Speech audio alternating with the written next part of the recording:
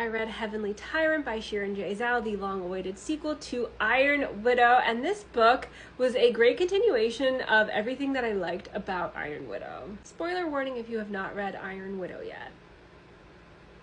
Okay, so Zayden is now at the seat of power in her country, and she has had some shocking revelations about things that are going on and some even darker forces that are out there, and because of that, she now has to join forces and share her power with a very dangerous man who she can't just simply depose, unfortunately. And so together they have to continue to grapple with this outside threat as well as with the corruption and misogyny within their own system. I love political intrigue in general, but I also really love some of the specific themes in this book, especially as it relates to issues pertaining to labor, class struggles, and misogyny.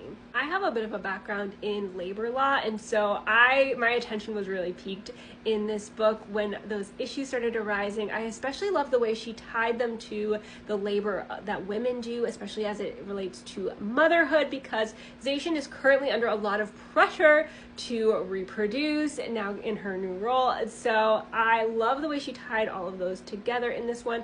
I also like the way she analyzed labor as a class dynamic issue and how the middle classes have more in common with beggars than they do with the 1% that are hoarding all the wealth. So because I'm so interested in these themes, it made the points where there weren't a lot of action in the book a lot more intriguing to me. There were so many just great fire moments and one-liners throughout this book, so many fantastic observations.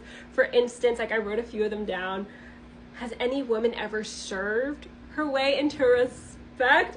Or how men will try to convince us we need them, but they need our labor. Like, go off. Like, so many points of this book reminded me of like a book version of Paris Paloma's Labor. Like, oh, it was so good. This is a quote I wrote down.